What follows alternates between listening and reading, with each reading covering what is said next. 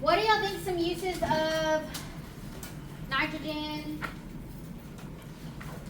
Purging. Purging? What is purging?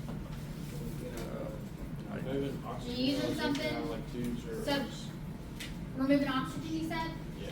So that would be, we call it O2 free, but that would be inerting. So I'm gonna go ahead and get the thing so that way I'm not sitting there having to play it and listen to see it. Alright, so that would be inerting or O2 free when you're removing air.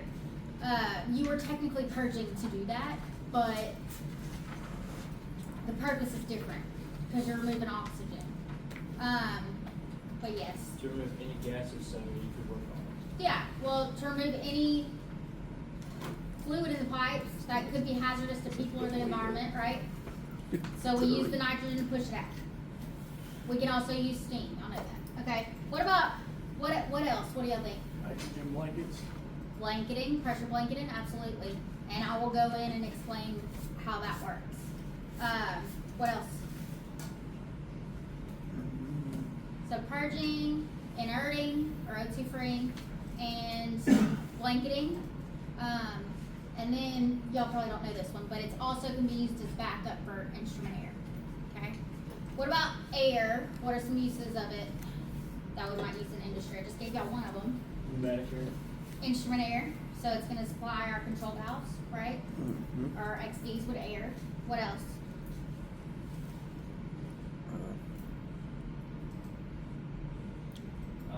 Oxygen for combustion. Yeah, yeah. Good cooling towers. Be one So, what do you have to have if you're in an asphyxiant environment? Is that even a word? If you're in an environment that risks asphyxiation. Yeah. You need oxygen. Fresh You need air. oxygen. Fresh air, right? And you can also, I find it hard to believe, but you can use it for drawing out your piping, which I don't really agree with, but we'll go with it. Okay, so, also you have pneumatic power tools, like a impact. Okay, so you can use it for that as well. And it depends on what you're purging, because most times if it's a hydrocarbon, you're not going to want a combustible mixture. We know we need three things for fire, right? Air, hydrocarbon, or fuel, and spark. So may not be purging with air in that sense. Usually going to use nitrogen or steam. Okay, yeah. So plant air or your utility air, right? It would be used for your tools, purges, and drying. We did use it for pressure testing when we were commissioning. We would pressure it up to a specific amount of pressure, bottle it up, and then let it hold for so many hours. And if our pressure decreased over a period of time, that meant there was a leak somewhere. Instrument air and then breathing air. Okay, so we did that.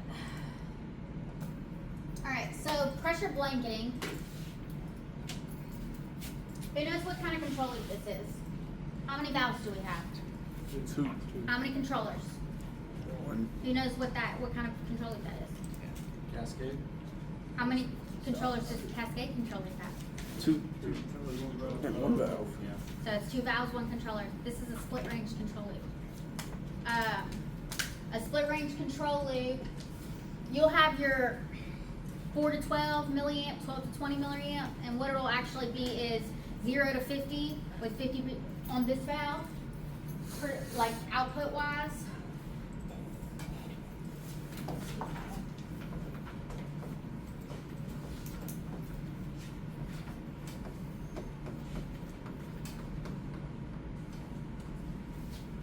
$50 being 100% open, and then 50 over here being closed. Does that make sense?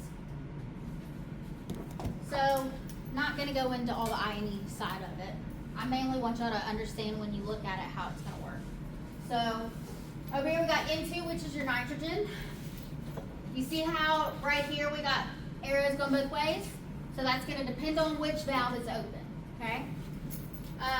Over your ATM, that's your atmosphere. It's gonna be usually, it's your vent. It's gonna be venting high up, somewhere safe to where you're not, it's not like in a closed-in area to where you're likely to asphyxiate from. So, let me draw this.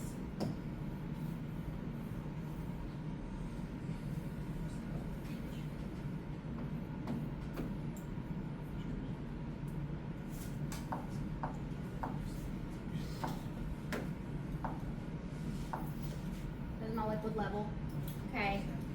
If I have nothing there to control pressure, okay? And a lot of times you may have a SV that just vents atmosphere, and then it can also have a vacuum breaker on it where it will open up or break up to prevent a vacuum. You can have that.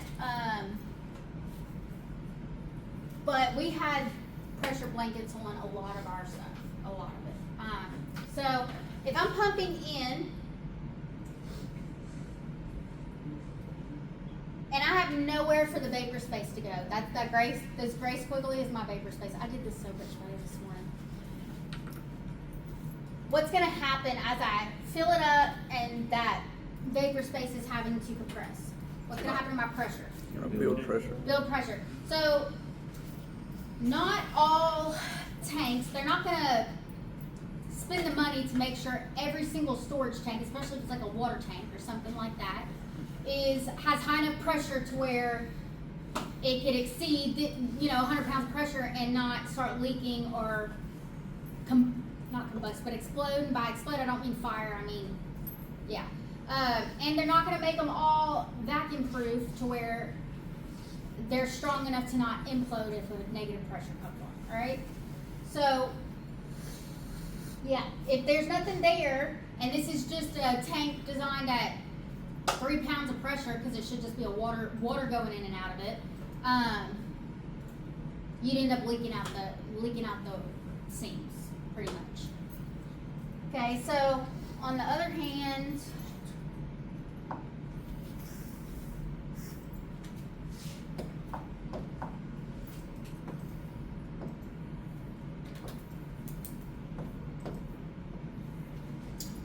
same concept. Well, same scenario except we're pumping out. Okay, same thing with that straw going in your soda with your thumb over it. The only way you're going to get that soda out without lifting that thumb is by squeezing it, right? That is collapse or implosion, right? Because it's creating negative pressure because there's nothing there to fill the void for the liquid to leave. Now, if you're pumping and pulling the liquid out, it's going to end up creating negative pressure, which is fine if it's a vessel that's designed for a vacuum, but that costs a lot more money. And if it's not something that we need a vacuum on, we're not going to do that, right? Millionaires get rich because they're stingy. All right, or they're cheap, one or the other. Not a bad thing though. So we need something there to control our pressure. That's how this comes into play. Okay, so we got flow going either way, depending on what's needed. So we're gonna have a low limit on this and a high limit. So our low limit, we're just gonna go with 3, and our high limit, we're gonna go with 5 PSIG, okay? If our pressure is 1 PSIG,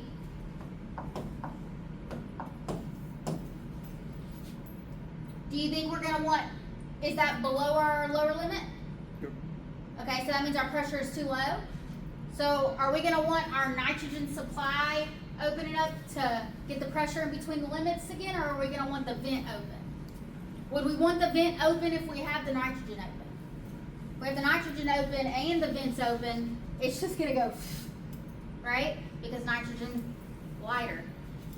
Okay, so which one will be open? Or nitrogen. Nitrogen. Which one will be closed? Atmosphere. All right, good. All right, now if our pressure is A or B, what's A gonna be doing? Closed. We don't want nothing building pressure if our pressure's too high, right? And if our pressure is too low, so what's B gonna be doing?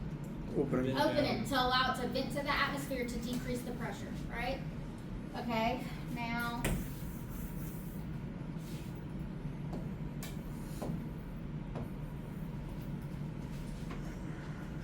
What's A gonna be doing? Close. Close.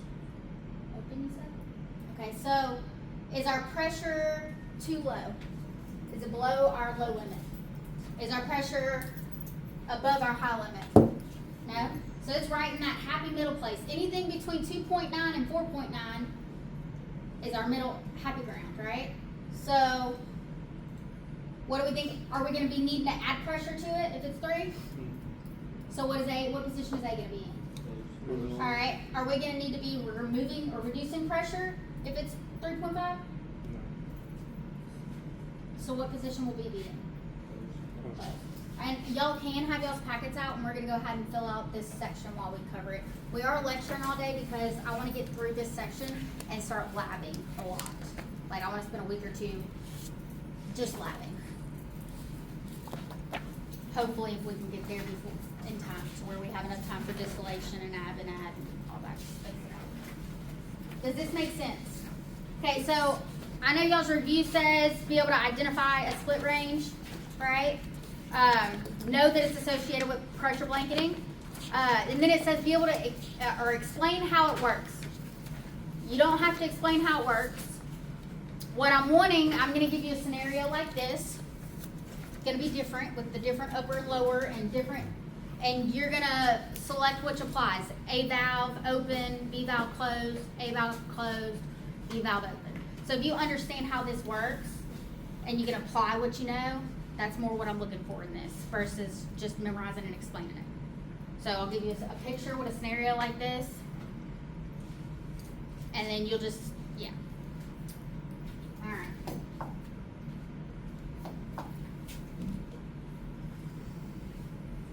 Okay, so who knows what?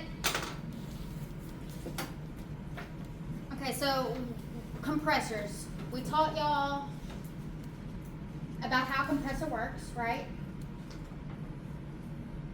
What about the compressor skid? What? Okay, so what I mean by skid is all the utilities that are going to need to come along with a compressor. So,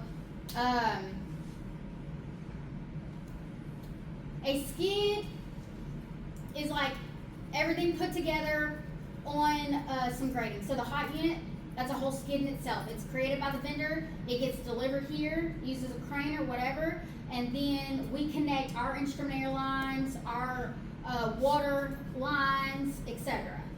Right? So the skid is going to come with its lube oil system, its cooling water system, or not system, but equipment, the main material, and then we connect our cooling water lines, piping, or our instrument air piping, or whatever it may be that's needed. We connect it, tie it into our unit. Okay, so the skid comes pre-made by the vendor. Okay. Okay, so besides these, we got rotating parts. What do we automatically know we're gonna need? Oil. Oil. Okay, so on a compressor, it's not just hanging out in the bearing housing. It gets hot, right? We know how higher pressure on a gas is going to make it hotter in general, right? So you have, with your lube oil, you're going to have a lube oil reservoir, which is a tank, okay, small little tank. You're going to have lube oil pumps. You're going to have lube oil filter. You're going to have lube oil heat exchangers to cool it. You're going to use your cooling water usually to cool it. What else do you need to have for a compressor? What if it's like a hydrocarbon or something? Do you want that? Do you want to risk that getting leaked to atmosphere? So sometimes you'll have a secondary, or you'll have mechanical seals on it, and so you'll have to have your seal system with it. Also, you're going to have, okay, let me start over. So, instrument air, do you think we buy the air before we compress it? That'd be silly, right? Okay, so we're just pulling it from outside, right? We live in Louisiana. Is there moisture in it? Yes. Okay, is there a bird that could get sucked in? Or just like feathers or leaves or whatever it may be? Is that possible? Yeah, so you're gonna have screens and filters, okay?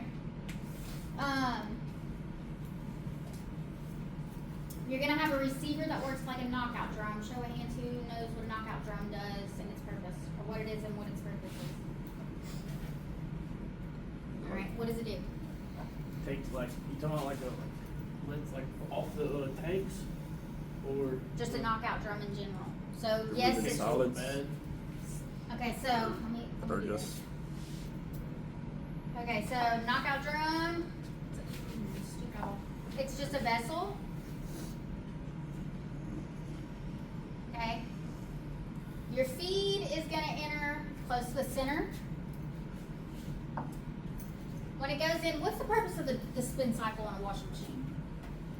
Wring the clothes out? dry, yeah. Yeah, it wrings out the excess moisture, right? So when it goes in, it's gonna create like a vortex motion. Okay. Where your liquid's gonna go, up or down? Down. All right. So you'll have liquids come out the bottom. You'll have a manual drain. Sometimes you'll have a level control valve, but all right. And then where you think your vapors are gonna go? Okay. I don't know why I just drew that here that way. Okay, so So all it really is that air, water. it knocks out liquids. Knockout drum knocks out liquids. A flash drum, except for Centronics, that specific system. But so the difference between a knockout drum and a flash drum, design-wise, there's not. Purpose-wise, there is a difference. So same thing as you could have two exact same design U-tube heat exchangers. One will be called a condenser because its purpose is to turn a vapor into liquid. One could be called a preheater because its purpose is to preheat, right? But they're the exact same design. So a flash drum, if your process is liquid and you're trying to remove the vapors, you're flashing off what you don't want. You're flashing off your vapors. If your process, or that system specifically, the feed is coming out the bottom, right? Flashing off what you don't want, okay? On the other hand, if it's vapors, that is your feed, or your process, coming out the top, it's knocking out what you don't want. So flash drum, flashing off what you don't want. Knockout drum, knocking out the liquids that they don't want. Make sense? That's not 100% every time, but that's the big difference. They work the same way. They're separating. Yeah. Just different name for a different purpose. Okay, so what's something important we'd want to check when making rounds on a compressor? So on a compressor in general, you're going to have an upstream knockout drum. Depending on the size of that compressor, ours were 8 stories high. So big, very big vessels. But what's something you'd want to check daily? Make sure you're not full of water in your knockout drum. Level. Okay, and if you have a manual drain, it depends on what's in here. With instrument air specifically, it's just air and moisture. You're not harming the environment or causing safety concerns. If you just have a drain going to atmosphere, right? That you open up and bleed out until you get all the level out. If it is something that could be harmful, it's sheet. Safety, health, or environmental hazards, it's gonna have a drain line usually associated with it, to where you're not just opening it up till you get 100% hydrocarbons going outside, or acid, or whatever it may be. Okay, so good on that. So it has an upstream receiver. I don't like that name for it because that's associated with instrument air, but downstream of the compressor has a knockout drum. Upstream knockout drum, just any free rain and moisture. It's also going to have screens, filters. Okay, who, show of hands, who knows the purpose of intercoolers? 4. All right, cover it. that's just another example of a skid. Again, skid. Okay, who knows what viscosity is? Thickness or something? A fluid's resistance to flow. And we all know that fluid is anything that flows. So fluid's not going to be directly correlated with a liquid, right? Okay, so when I say more viscous, I mean more resistant to flow. If I say less viscous, I mean less resistant. Water versus syrup, which one's more viscous? Syrup. All right. Syrup in the fridge versus syrup in the pantry. Syrup in the fridge. Okay, so temperature affects viscosity, right? On a liquid, higher temperature, more or less viscous? Less. Less, okay. Alright, what about gas? So, y'all ever notice that, like, in the summer, your tire is full, and then you have a random really cold front, and it's a little low, right? So gas, as it gets, temperature affects,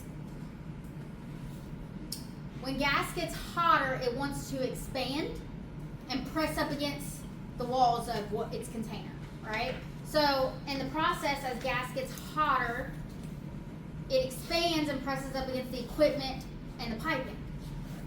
So, tube chute, everyone, you can picture the tube chute, right, with the inner tube. Now, imagine I'm in a sweatsuit, because I don't want you to picture me in anything besides a sweatsuit doing this. I'm in my tube, and I'm about to get, well, they push me down. And all of a sudden, I get a little hot and decide that I'm going to use all my limbs and press up against, with my feet and hands, as hard as I can up against the side of that tube. Or the tube chute, the slide. Am I going to become more viscous or less viscous? More. So gas, as it gets hotter, it expands and presses up against the sidewalls or the equipment and piping. So is it going to become more viscous or less viscous as it gets hotter? More, because it's going to be, you know, and Big Bubba can come on down behind me and, you know, I'll be real slow and I'll be moving. It's going to take a lot more work. I'm not going to just glide, right? So how does pressure affect a gas or a vapor? Higher pressure. Higher temperature. Remember we talked about it? The molecules, less room to bounce off. So they're going to be bouncing. Remember basketball getting thrown to the back of the room and bouncing off the wall versus same force bouncing it right here. Which one's going to hit me a little harder? And which one's going to be moving faster? Closer. So they're going to be moving faster and bouncing a lot more, and they're going to hit each other, causing friction, causing heat. Okay. So as we compress gas, each stage it goes through, in a compressor, it's going to be boosting its velocity, which is speed, right? Then it's forced through those smaller channels, converting that speed to pressure, and then it goes to the next stage. Okay. So if it's more viscous, because it's hotter, is that next stage going to have to do more work to be able to increase the speed? Yes. Yeah. Oh, yeah. If you don't have intercoolers. Okay? So, this picture's janky, I need to edit it. I should just probably make one because that'd be easier than editing everything. But I got it off Google and I was being lazy. So, we all know that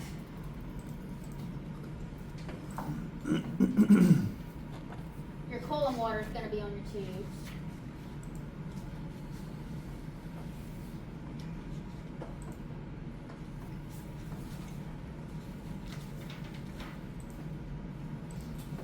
Right?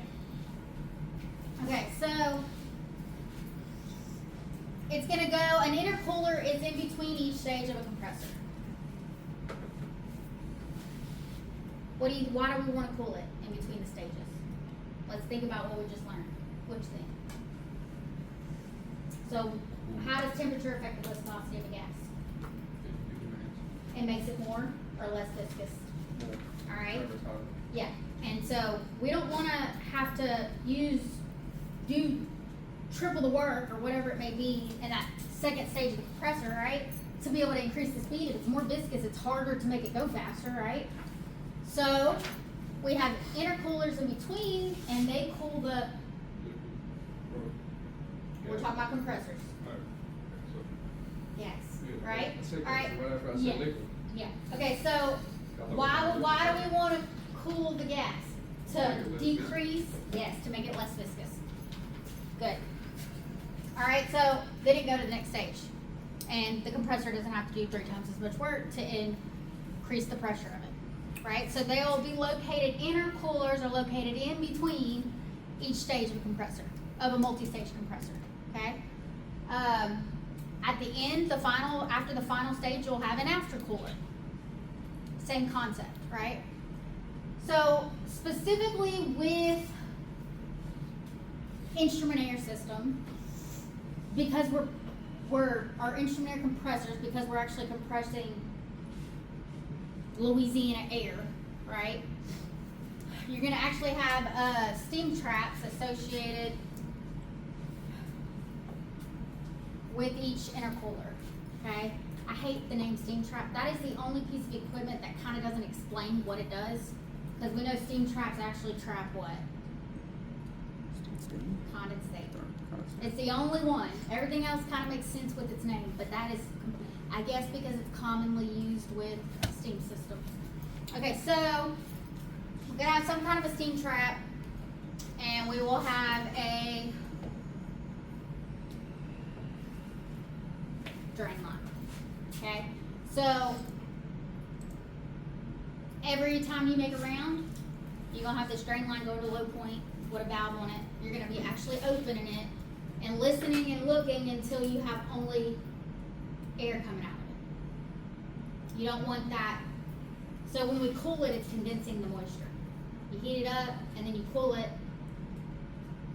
and it condenses the moisture. Okay, so you'll have some kind of steam trap and then a drain line to where every day, twice a day, 3 times a day, however many times you make rounds, you're gonna be opening that up and draining it until it's just air coming out. Getting rid of your moisture. What would happen if you didn't? What would you end up having going to your next stage? Oh, moisture. Moisture. Do we want that? No. No. Okay. Get that? Yep. Okay.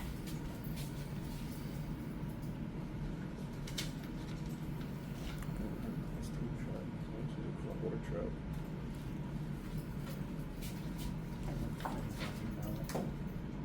Alright, just another example. Oh, I already did that, sorry. Okay, so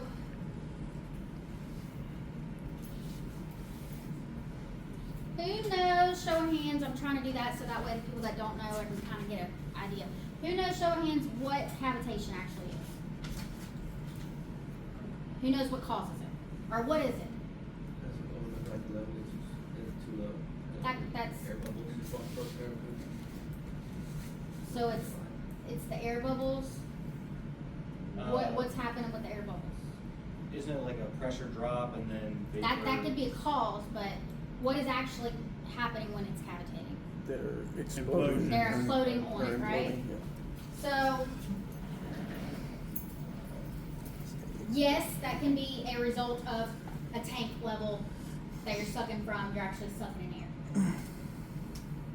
99% of the time, you're not going to be sucking a distillation column or an absorption stripping column dry enough to where you're sucking in air. Maybe if it's a little water system in the tank farm, but you still don't, that's not a common thing that you're going to be doing. So where do the vapor bubbles come from if that's not the normal case? Show of hands, who knows? Alright, so what's actually happening, it's about 40%, I'm sorry. But what's actually happening is the cavitation is a result of lack of flow, okay? Now that can be from sucking in air bubbles because you're not gonna have full flow if you have air in there, right? If you're pulling in air.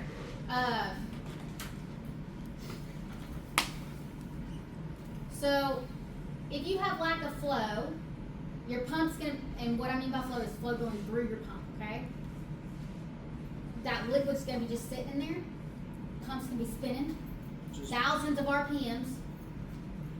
You're gonna end up creating friction with the thousands of RPM spinning impeller and the water that's just kind of, or liquid that's just sitting in there, and you're gonna end up heating it enough to make it boil, right? So, and you think vapor bubbles.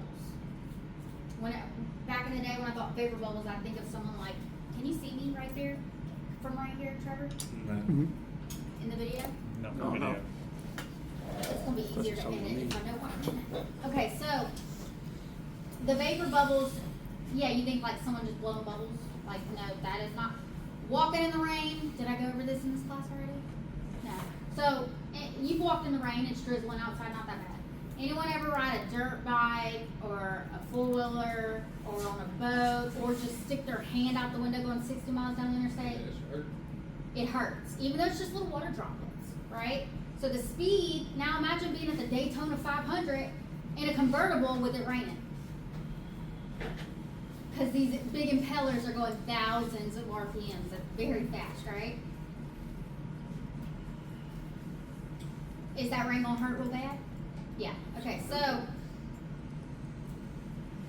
cavitation results from vapor bubbles imploding, slamming up against that impeller while it's spinning super fast, right? And lack of flow is what causes that. There's multiple different reasons. You may have a level control valve way downstream looking at that tank over there. It don't give a rat's behind about how much flow is going through this pump, right? Well, level might be getting too high and it's a faucet, so it's gonna pinch back. Are you gonna be restricting flow on your pump if that happens? Okay, so what you'll have is a minimum flow line with a flow control valve. Well, you'll have a minimum flow line that's gonna come off of your discharge. It's gonna tie back in, and I'm circling back to compressors and surge, that's why I'm teaching this. It's gonna tie back into your suction line of your pump or your suction source. So if your pump's pumping from a tank, go back to a tank. If it's pumping from a fin fan, it's gonna go back to a line entering the fin fan. Just to where, now that level valve down there may close or pinch back, well, there's gonna be an automatic control valve on that minimum flow line, and guess where it's controlling flow? On the discharge of your pump. It's measuring the flow there and controlling it. So, that level valve pinches back, this level control valve on your minimum flow valve set point is gonna be the minimum flow requirement of that pump, and it's gonna say, oh, I'm 24 GPMs, I need to be 25. I'm gonna open up a little bit. And it's gonna allow the flow to recirculate through your pump. So all centrifugal pumps have a minimum flow requirement. The vendor, the engineers that make the pump, whatever it is, they say if this pump is running, there must be this much flow going through the pump at all times. If not, you won't cavitate and damage it. So that's how that works, okay? So cavitation is a result of lack of flow, okay?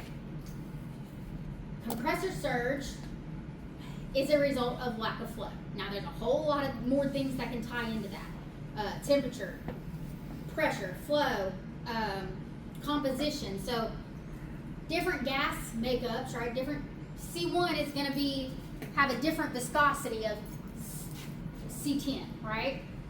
A compressor is gonna be designed to have this specific range of composition. If you go outside that scope, it's going to affect your flow going through your compressor.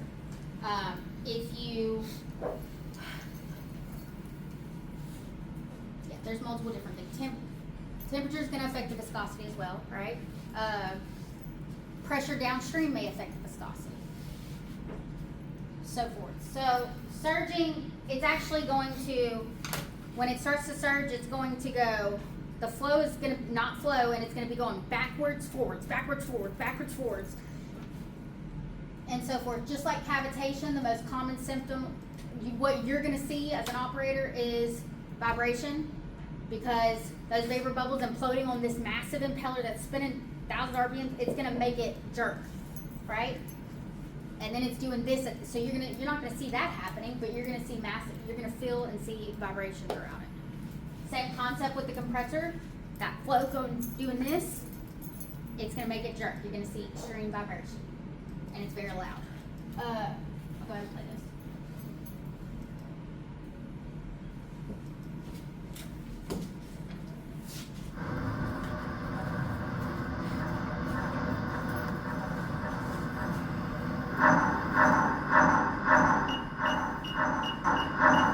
The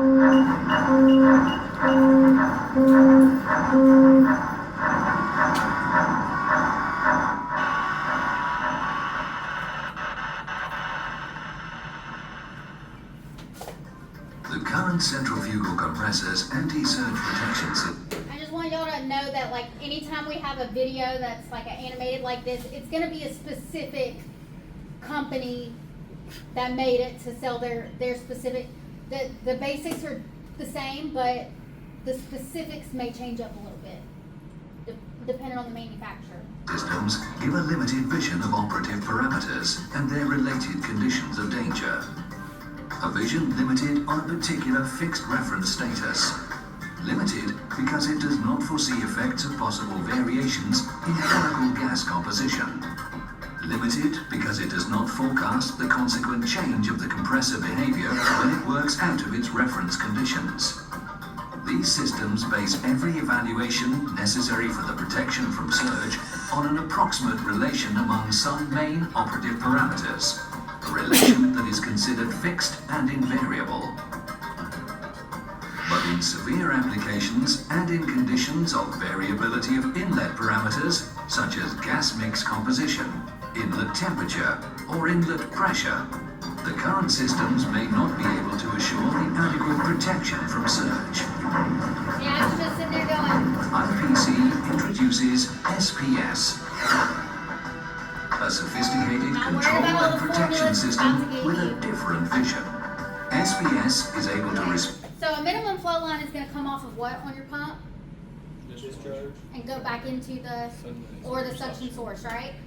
So surging is result of lack of flow for whatever, multiple different reasons or causes of that, but it's a result of lack of flow. Where do you think your end of surge line is gonna come off of? So we have a minimum flow line to prevent cavitation Could be on the discharge. resulting from lack of flow, and surge is resulting from lack of flow. Where do you think your anti-surge line is gonna come off of? Your discharge Back to the suction. and go back to the suction. respond in real time to every process parameter's variation. By using sophisticated thermodynamic theories, advanced algorithms for compressor modeling and vibration monitoring, And a surge line. And a surge valve. Okay? ensuring the total compressor protection.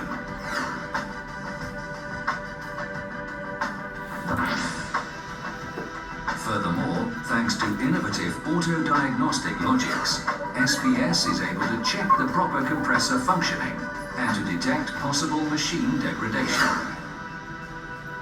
Okay, so not all of them, that's the part that's specific. It's gonna be consistently analyzing the composition of that one. That's not necessarily always the case. So this is, it's probably easier to see off. This is one of a P&ID I've obtained from somewhere. So this right here is an expander compressor. It works the exact same way as a turbine compressor, except in LNG, how does pressure affect a gas? Higher pressure, lower pressure. Okay, so it works the expander side works the exact same way as a turbine. Remember how earlier I said you could have two identical U-tube heat exchangers, but its name is gonna depend on its purpose in the system? Preheater versus condenser? Yeah? So, the purpose of the expander is to drop the pressure, which expands the gas, right? What's that gonna do to the temperature? It's gonna go down. Yeah. So same way a steam turbine has higher pressure going in, it uses its energy, it's gonna be lower pressure coming out. Well, in LNG, we're trying to cool to negative 260 eventually, right? So we send it through our process, through the expander, to use its energy to make it rotate, right? And it's gonna in turn drop the pressure and drop the temperature. And then we go ahead and, why waste that energy? We go ahead and let it drive a compressor. So, works the same way a steam turbine does, except its purpose is different. Good? Okay, so just to kind of clarify, and also those of you that have been graded on my control loop or symbols pop quizzes, this is your shaft. That's why I don't like your arrows going in and out on the sides. Yeah, okay, so this is your inlet, your compressor. This is your outlet. Do y'all see anything that might be your anti-surge line? So the arrows are going both ways, free draining, but if that valve opens, it's gonna be going a certain way. Do y'all see it?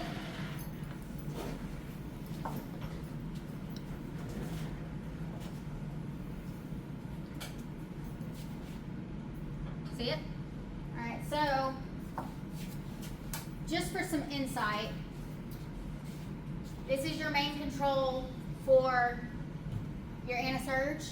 Okay, so you got flow going to it, you got temperature, this is all on your suction, right? You got pressure, and then on your discharge, you got pressure, you got temperature, and then it's all going to this controller, and then that's going to, we call it a UV, it's a flow control valve pretty much, but UV for, I don't know what, but it's an anti-surge valve. It's gonna open and close to control flow, so that way your compressor doesn't get damaged. So there's a lot of things that tie into it versus just flow like a pump, right? And may even be composition if you're likely to have major composition changes, and it's, well, not likely, but you have a higher chance. LNG, by the time it got to our compressors, one compressor was like maybe C7 and lower pipeline gas, and then our downstream compressors, it was C1, C2 only. So we didn't have to really necessarily worry about our composition fluctuating that much. But maybe in the refineries where it's like, you know, you're dealing with crude oil. Okay. And I don't mean like it's going to be crude oil liquid when you get to the compressor, just to clarify that. Okay. So y'all see this right here? I know it's kind of hard to see. So anytime you see a triangle with a square around it, and it has an eye, that's an interlock. Okay. Ours says I1 because we had 3 identical trains built, or from feed gas to LNG storage, or from pipeline gas to LNG storage, 3 of those built. And so I1, like if it's a flow valve, it'd be FV1, indicate the one indicating train 1 dash and then numbers. If that makes sense. So F2 or FV2 would be train 2. That's not going to be the case normally. Okay, so this is your interlock. These are all of the cause and effects that are associated with that interlock. So you'll actually have a cause and effect diagram. It's going to look like an 11 by 17 Excel spreadsheet. And it'll have the interlock number, and then it'll have the cause. If this happens, this will happen, the effect. And each number may be associated with 20 different causes and 20 different effects. Okay, so yeah. Y'all see how it says, y'all probably can't see it, but it says SIS right here. Safety interlock system. So they can be associated with safety or process, but if it says SIS, it's usually safety. And safety interlocks are going to be associated with safety and for the equipment and for sheets, safety, health, environmental. Okay, so this is your actual valve, and yep. Okay. Not nothing I'm going to test y'all on, but very good information. Kind of to where you're not like overwhelmed learning everything about a compressor when you get in the field. Alright. Why don't we want water in our compressor? Damages everything, causes. Yeah. So as it gets heated and then and then goes to the intercooler, intercooler is going to condense any of that free moisture. Each stage is going to happen. So, okay. So if we have surge happening or cavitation, either way this will apply. If I have a ceiling fan that's on and I shoot some Nerf guns at it, pew pew, what's it gonna start doing? Water. Yeah, my ceiling fan's gonna wobble. Now imagine that ceiling fan weighs 1,000 pounds because it's steel and this big around, and it's an impeller, and it's spinning thousands of RPMs instead of maybe 100. And it's getting those vapor bubbles, Daytona 500 slammed on it. Is it gonna be wobbling? Yeah. Yeah. So, compressor or pump, if it's wobbling, what is the purpose of your bearings? To hold the shaft from Hold- going up and down and Yep. side to side.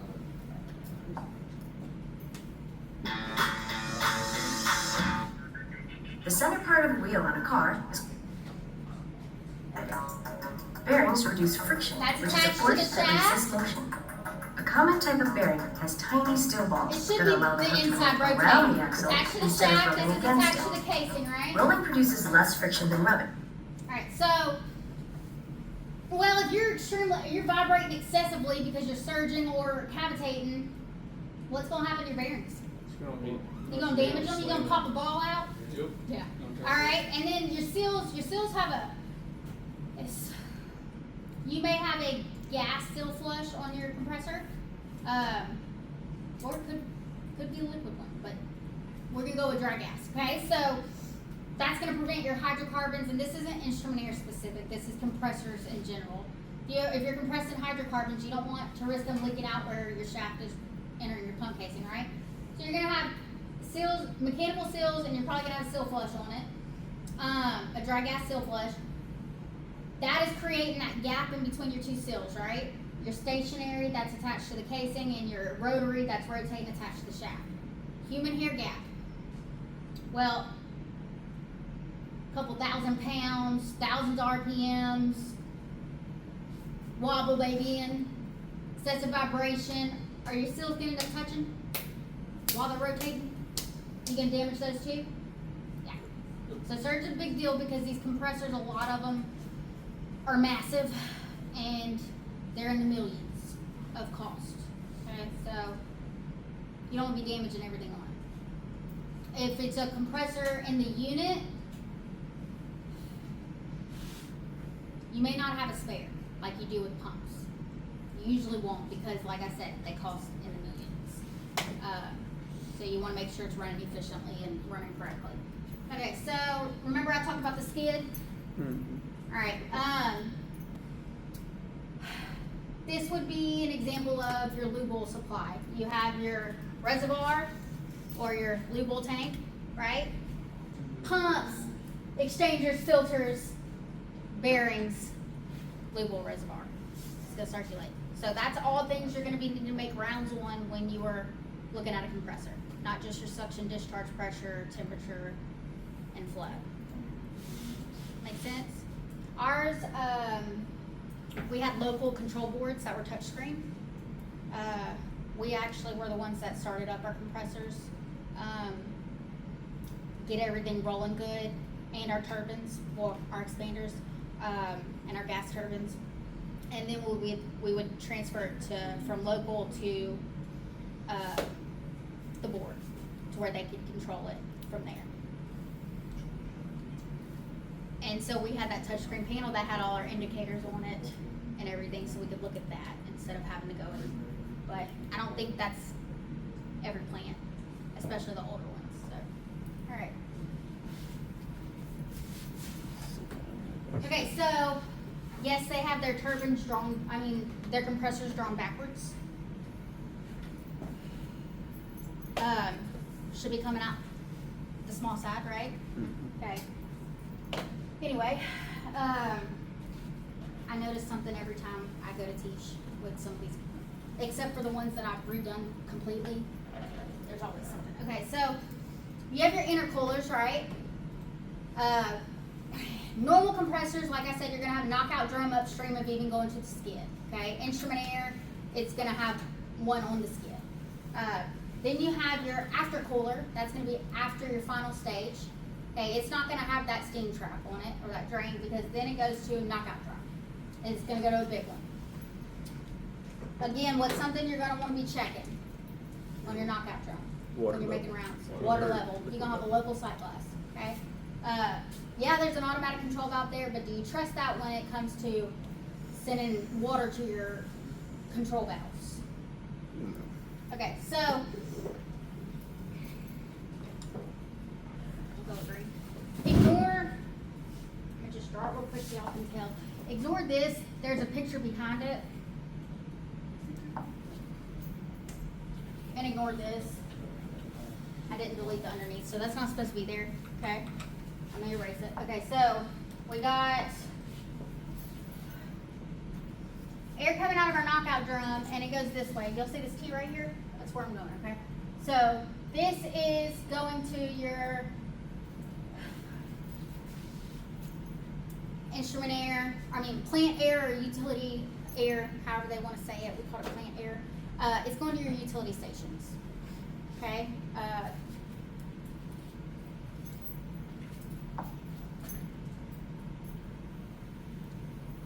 These are newer, much nicer utility stations, but they're going to be located in different parts throughout your unit or your area or your system or whatever it may be. And it'll be your instrument air, your plant air,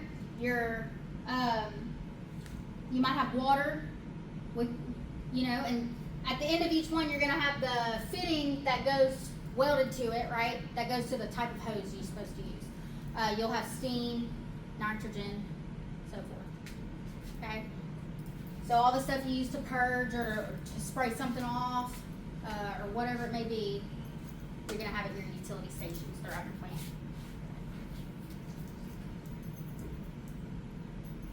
Okay, so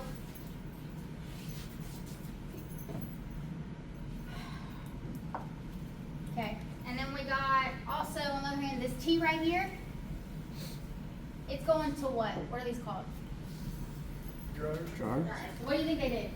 Dryer. All right. So anyone ever buy a bag of beef jerky or get some new shoes and you have that little bag? What is that? Silica or something. Silica gel. It's little beads, right? What is the purpose of them? Keep moisture out. Absorbs the moisture. Okay, so I'm not necessarily saying it's going to be silica gel or silica beads in it, but it's going to be a desiccant.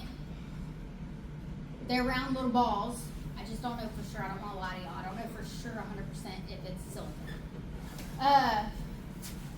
They're going to be packed in there, and they're going to be absorbing moisture. Okay. So who remembers what I taught it last section when we talked about our cation and anion beds for demineralization? Who remembers what it means to regenerate something? Let's make like new again. Yes. Thank you, Trevor. So remember I told y'all that story about the towel and the soaking wet floor? Okay, and then I picked the towel up and it's dripping soaking wet. If I put it back down, is it gonna absorb anything else? No, because it's fully saturated, right? So how would I regenerate that towel, make it just like as if I never put it in my puddle?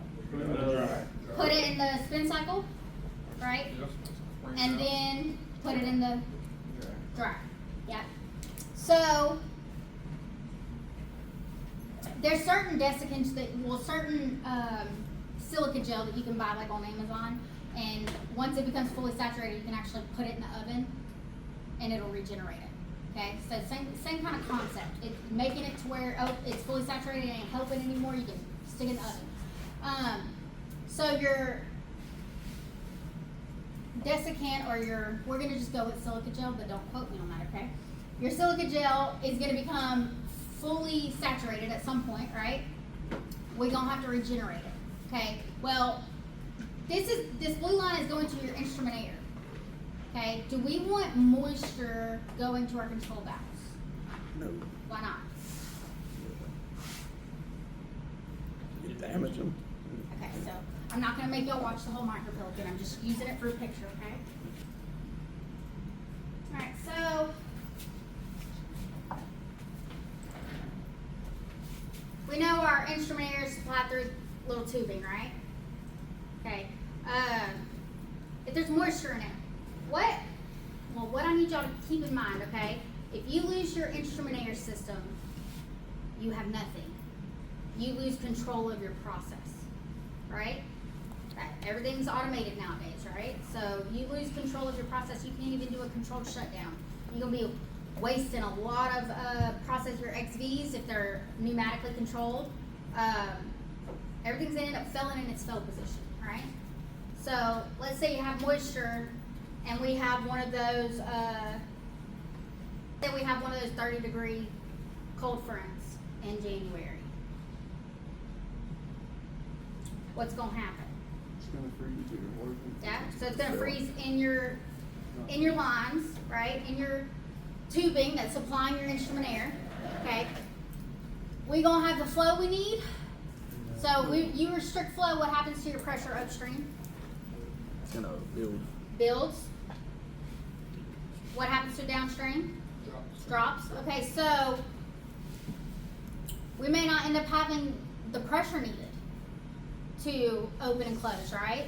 If it's on our tubing, it's gonna be downstream of our regulators, which I'm gonna show you on in a minute. But okay, there's that. And then why do I remove air from the boiler feed water in our boiler system? Do y'all remember? In the deaerator? Because rust, right? So when water, steel, steel, we'll go with that, stainless steel, and oxygen come in contact with each other over a period of time, what does it end up causing? Rust, okay. Would we want to end up rusting holes? Because rust, y'all seen rust eat to where it causes holes, right? And this is thin tubing, right? Would you want to end up eating holes in your tubing for your control valves? No. We gonna end up having what? If we don't have control over our process, we have nothing. So we lose control over our process if that happens, right? What about, okay, it's flowing, rust ends up getting in that diaphragm plate. It naturally sits all the way up, right? And then this is if it's air to close. If it's air to open, it's gonna naturally sit all the way down, right? You think that rust could end up getting in there and preventing? It's gonna tear the diaphragm. Well, not only mess it up to where air is going to be able to pass all through it, not going to be able to pressure it up, but the rust is going to build up. Well, now it can't fully open or fully closed, or it's kind of caught somewhere in between. Do you still have control over your system? So we don't want moisture in there because rust or below 32-degree weather. What would that cause? Just like on a water hose, you cut it Yeah. off, you leave it full of water. So Yeah. unless it maybe cut it back on. Mm-hmm. Yep. Okay. So,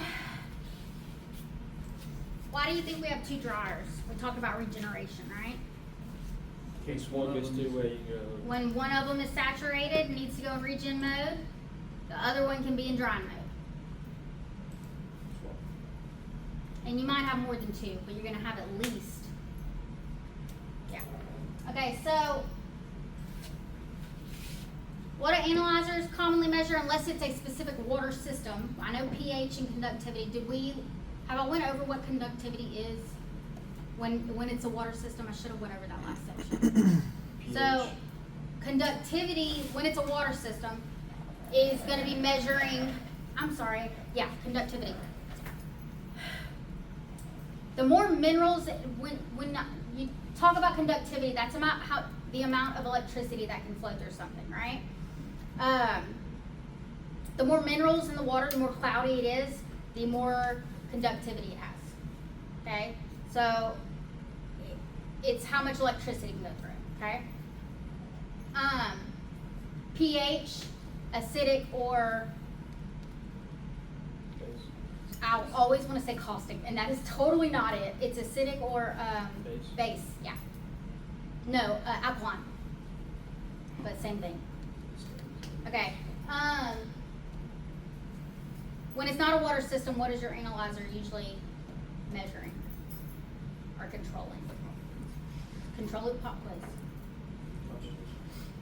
Who said it?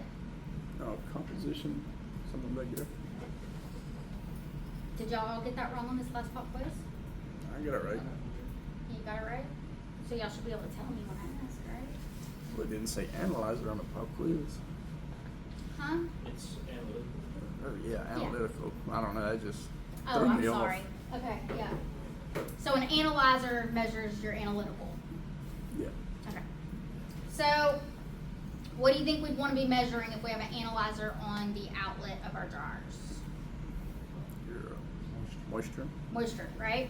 So, it's either going to have an interlock. That analyzer is going to be either a controller to where when it detects breakthrough. So, there's two different, breakthrough can mean two different things. It's either going to be powder or the element that's being used or the actual,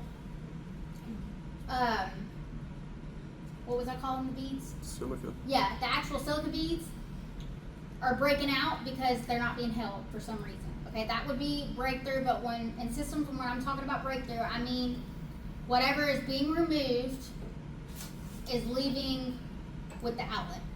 Okay, so breakthrough in that sense would be when what is leaving your dryer? Moisture. Make sense? Okay, so that analyzer could be on a controller to where, and have XVs on the inlets and outlets to where it would automatically swap, or it could just be a local analyzer for you to verify everything's working good. It's either you're for sure gonna have some little solenoid valves, your XVs, that are either on a timer system or detecting breakthrough and decide to swap. Okay, so that way you can swap from drying mode to regen, and the other one's gonna swap at the same time to from regen or standby to drying mode. Okay, good on that. And then you'll actually have a separate stream, reverse flowing from the bottom up. That would be regenerating. It doesn't have it on here.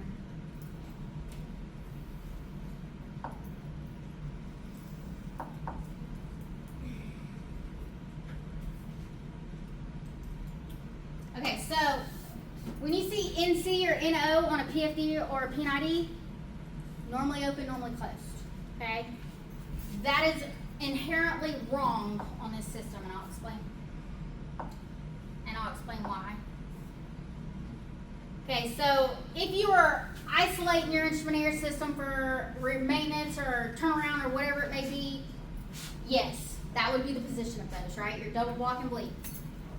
But this pressure controller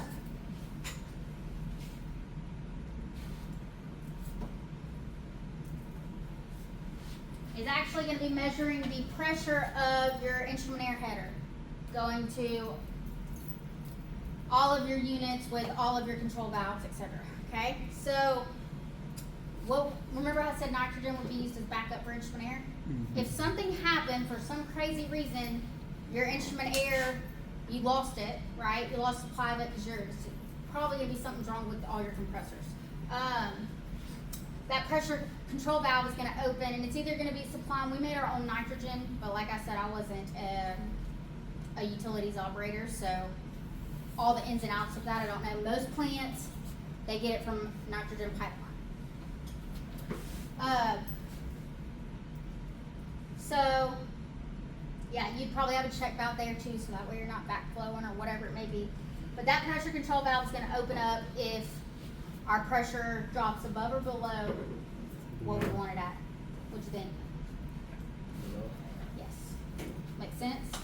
Yeah, so it would make zero sense for this to normally be closed, because how would that even work, right? And we want it to happen like that, so that way we don't lose control of our whole. Exactly. So, and yes, you probably would have an alarm because this should not be passing. Just like you have an electricity meter at your house or a water meter that is billing you, same concept. That nitrogen company is going to be billing you for all the nitrogen you use. So there should be an alarm on that. Well, one, it's going to alert the board that something's wrong with your air system, instrument air system. Two, it's going to let you know we're getting charged right now. Because if this is passing, you're getting charged for it.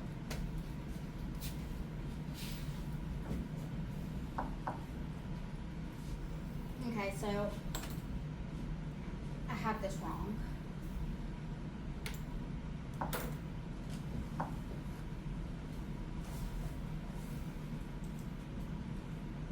gonna just do the other one because I have it wrong.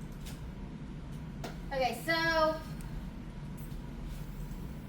the compressor, the chillers, or the compressor, the aftercooler, the knockout drum, all of that is used for your instrument air system and for your utility air, right? Or plant air. So if I ask you, or what is the equipment associated with your plant air or utility air, right? And then what is the equipment associated with your instrument air? Does that make sense?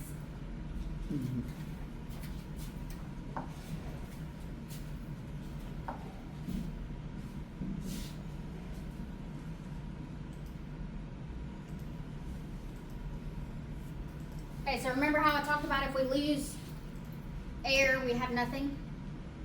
So we have no control over anything, right? I can't stress to y'all how important it is to have that. So how many compressors do you think we might have for instrument air? Good bit of them. At least how many?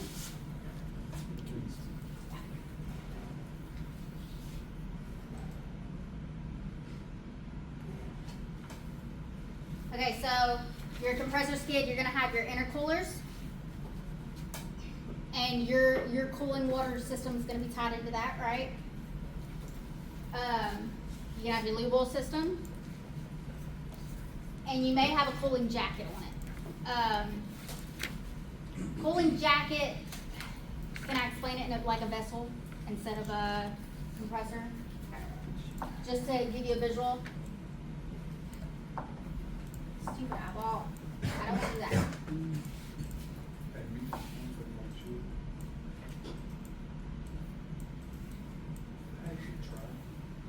Okay, so you got a vessel, it's made out of pipe, right, or it's made out of metal, and then you have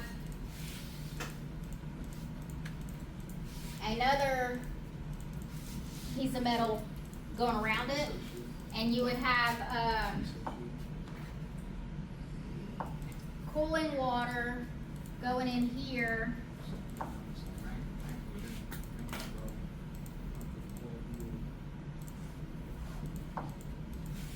and coming out. Okay? And then your process would be going in there and coming out. So same concept. Cooling jacket is a cooling jacket. So, okay.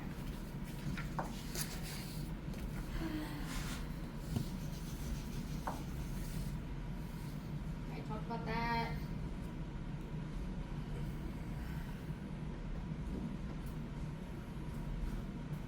Okay, so you're gonna be checking your DP across your filters, right? Remember I talked about there are screens and then filters.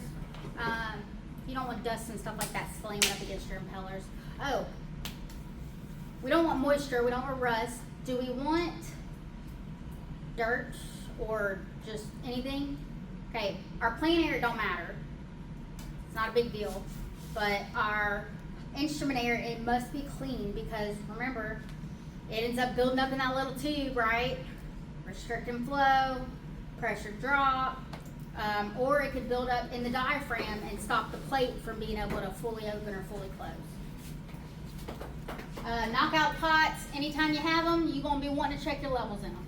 You're risking having carryover into your process downstream or having carryover into your compressor if your level gets too high.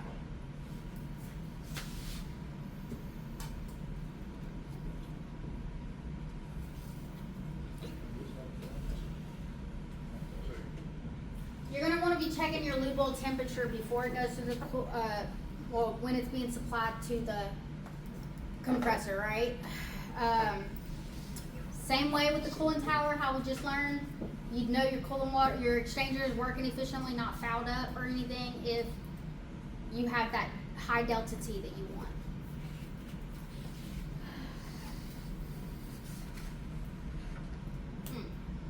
Okay, so regulators. Your instrument air system leaving your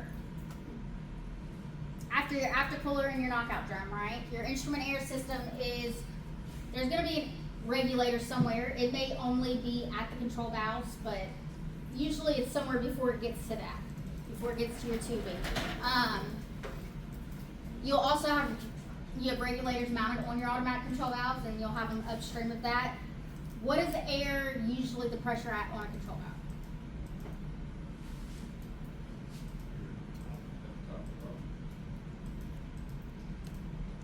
No, like what pressure is it on there? So it's 0 to 25, I believe, or 24? Okay, so your air getting to your control valve is going to be higher than that. It's going to be 35. That way you have enough pressure, and then the local regulator is going to be decreasing it. Does that make sense? Okay, so how a regulator works is, you see this screw right here? Depends on the plant if you're going to be actually messing with that screw. The further down the threads go, like the tighter you have it screwed down, it's going to be putting pressure on that spring and pinching this closed. Okay. Kind of like a governor almost, like on like a four or something, like a governor screw. Yeah. When you said governor, I was thinking like governor on your turbines. Yeah. So. Yeah, so it's gonna stay at this pressure at all times coming downstream with this, as long as your upstream pressure stays steady. So it's gonna restrict flow, except it's not automatic, it's not a throttle valve that you sit there and open and close that can get bumped. It's a screw that you have to actually get a crescent or a channel locks to tighten or loosen. You'll also have these upstream of your nitrogen entering your pressure blankets, usually. So that way when that valve opens a little bit, it's not, flooding it. Making the pressure too high, and then you're swinging, opening the vent, opening the nitrogen, opening the vent. Okay. Yep.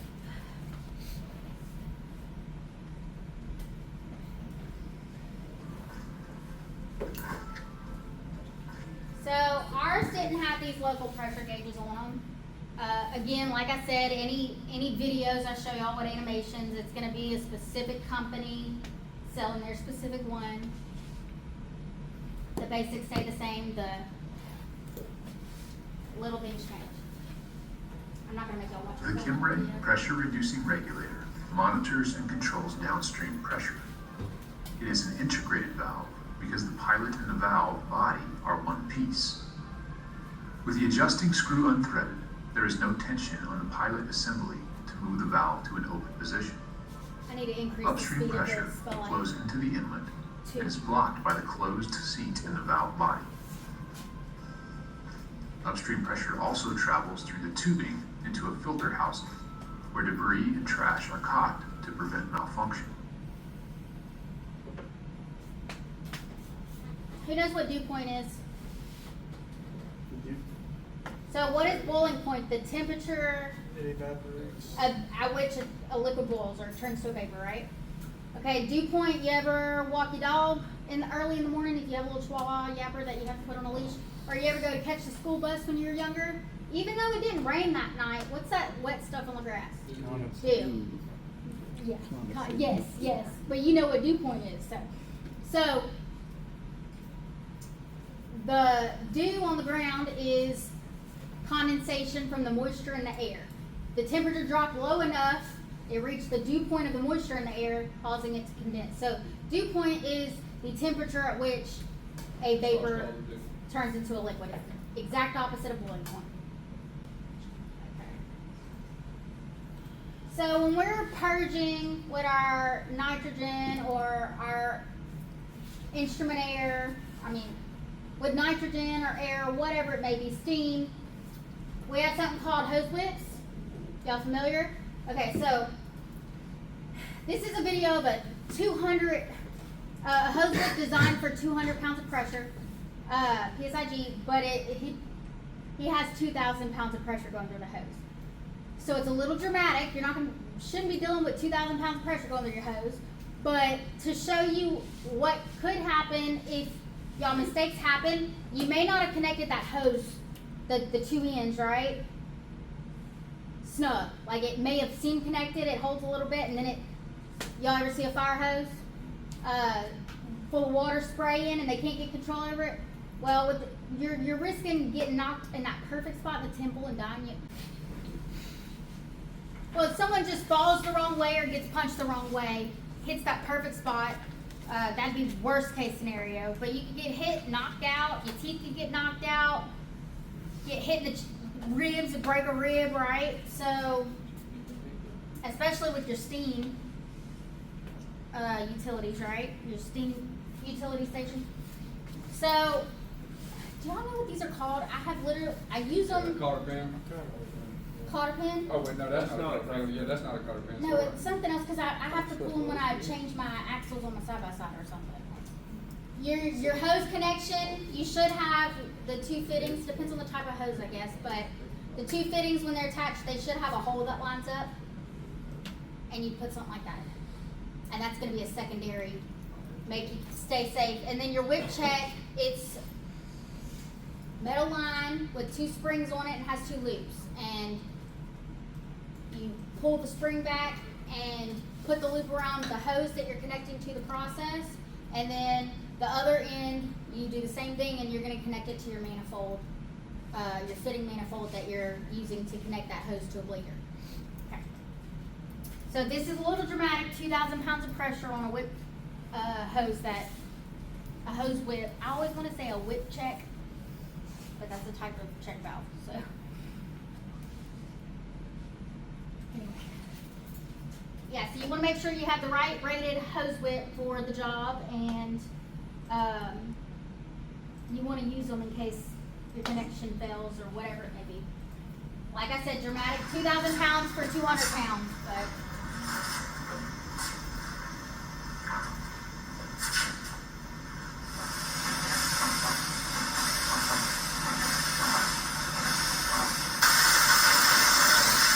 majorly dramatic. But same concept as, like I said, that fire water, when they can't get a hold of that fire water hose and it's slinging and hitting everybody, same concept. So this is a whip stop hose.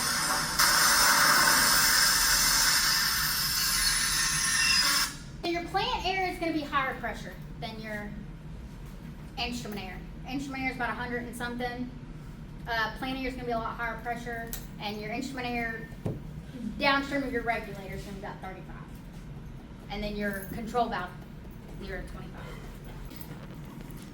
Alright, so inerting, well, why would we want to inert or remove air from the process before returning it to service or putting the liquid back in the pipe? So, have you ever heard of the term pyrophoric? Okay, so if a material is pyrophoric, that means it is likely to spontaneously combust if it comes in contact with air. Okay? Remember I showed y'all the Simtronics, we didn't do it in this class, we did in my other class. The heat exchanger, and I explained y'all what thermal was, thermal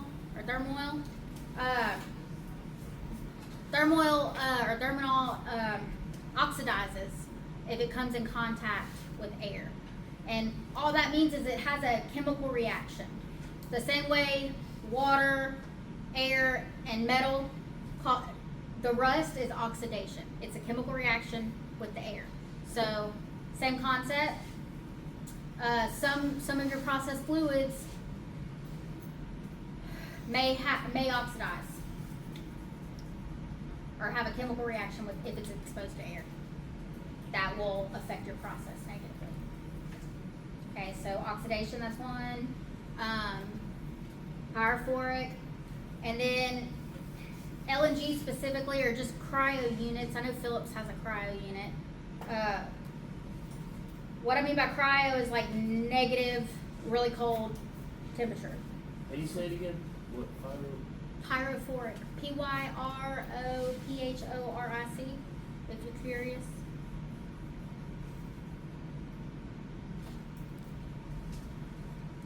Okay, so oxidation, which is chemical reaction with air oxygen. Pyrophoric can spontaneously combust if it comes in contact with oxygen, right? And then, so if we don't remove the air and you're dealing with cryotemps, right? Or you're dealing with temperatures below 32 degrees, right? Specifically, that's my experience with a lot of it. What's going to happen to the moisture that's in the air? It's going to freeze, and that'll end up clogging your cold boxes or different types of heat exchangers. It's going to affect your heat transfer. Good on that? Okay, you can stop it. So it says what could be used to remove water? Corporation Refinery in Delaware City, Delaware. They had entered a reactor vessel, a confined space that was filled with nitrogen, an odorless, invisible gas. The accident occurred during a maintenance operation at the 5,000-acre facility, which processes 180,000 barrels of crude oil per day. The complex is one of Valero's 18 U.S. refineries and has 570 employees. Valero's hydrocracker reactor number R1 was shut down for maintenance. A large pipe elbow had been removed, creating an opening surrounded by large steel bolts in the middle of the platform. Workers had wrapped red tape around the bolts and covered the opening with plywood and plastic. Nitrogen flowed into the reactor and exited from the covered opening. Nitrogen is invisible, but it is colored light green here for illustration. Workers had attached a sign reading, "Danger, confined space, do not enter without permit." A crew of Matrix contract workers had received a Valero-issued permit to reinstall the pipe elbow. The safe work permit did not warn the crew that the reactor was filled with nitrogen. In fact, the permit stated, quote, "Nitrogen purge NA, not applicable." Two contract workers removed the plywood cover and cleaned the ledge around the opening. At about that time, a third worker noticed a roll of duct tape lying 5 feet down inside the reactor. This presented the crew with a problem. The tape would cause the reactor to fail Valero's cleanliness inspection, and they would not be allowed to reinstall the elbow until it was removed. However, entering the reactor to remove the tape would require obtaining a specially trained and equipped crew and a confined space entry permit from Valero. That process would take many hours and delay the installation of the elbow, which was to be completed before the end of the night shift, now half over. To avoid the long delay, one worker stood near the opening with a long, flexible wire and made several attempts to hook the tape. But he was unsuccessful. What seemed like an easy task just wasn't working. Most likely, the worker then got closer by sitting on the ledge of the opening with his legs dangling inside, but he still could not remove the tape. Based on the evidence, the CSB developed two possible scenarios for what happened next.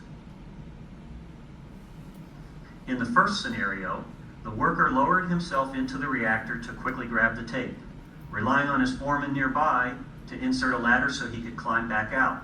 But after lowering himself into the reactor, he inhaled the nearly pure nitrogen inside. Deprived of oxygen, he quickly collapsed.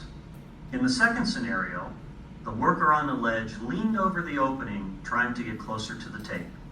At that point, he either accidentally slipped into the reactor, or he breathed in the oxygen-deficient atmosphere just above the opening, lost consciousness, and slid in. What happened next added to the tragedy. An eyewitness saw the foreman and the contract administrator peering into the reactor. The stricken worker was lying unconscious inside. The foreman quickly inserted the ladder into the reactor and climbed down to help his fellow worker. But without a breathing apparatus, he too collapsed from the lack of oxygen. The contract administrator declared an emergency on his radio. Valero operators then sounded the unit alarm. When company emergency responders arrived a short time later, they saw both victims lying motionless inside the reactor.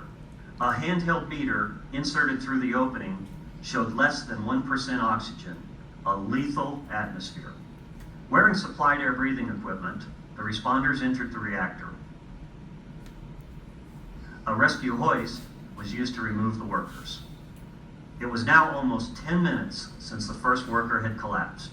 Attempts to revive the men were unsuccessful, and both were later pronounced dead at the hospital. This video shows the inside of the Valero reactor where the accident occurred. The roll of tape still visible just 5 feet below the opening. It's a situation where a worker might be tempted to believe he could quickly get in and out to accomplish what appeared to be a simple task. But safety experts warn that would be fatal.